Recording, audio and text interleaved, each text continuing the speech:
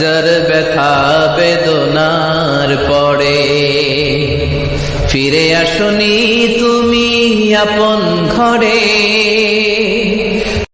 আসসালামু আলাইকুম ওয়া রাহমাতুল্লাহি ওয়া বারাকাতুহু। আপনারা সবাই কেমন আছেন? আল্লাহর রহমতে আমি খুবই ভালো আছি। হাজারো ব্যথা বেদনা নিয়ে ফিরে আসনি তুমি আপন ঘরে, রাসূল সাল্লাল্লাহু আলাইহি ওয়াসাল্লামের নিয়ে প্রিয় গজল আমি সহ আপনারা সবাই শুনবো। এবং চ্যানেল নতুন আসলে অবশ্যই সাবস্ক্রাইব করে দিবেন, ফেসবুক পেজ থেকে দেখলে অবশ্যই ফলো করে দিবেন। চলুন শোনা যাক গজলটি।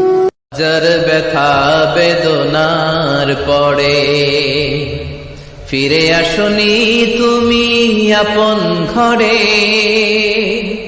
দিনের আলো তুমি ছড়িয়ে দিতে চলে গেলে মদিনায় মক্কা ছেড়ে।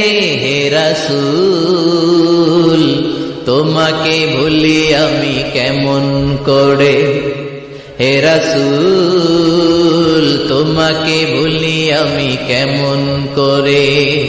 হাজার ব্যথা বেদনার পরে ফিরে আসনি তুমি আপন ঘরে।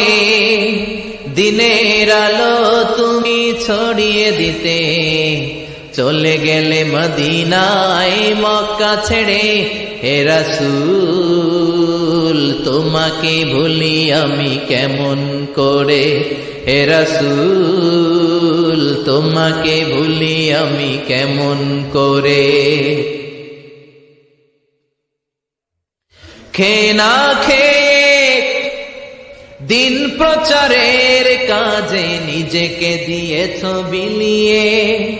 তাইফের কাফিরেরা চিনল না সে আলো, দুষ্ট ছেলেদের পিছু দিল লেলিয়ে। খেয়ে না খেয়ে দিন প্রচারের কাজে নিজেকে দিয়েছ বিলিয়ে। তাইফের কাফিরেরা চিনল না সে আলো, দুষ্ট ছেলেদের পিছু দিল লেলিয়ে।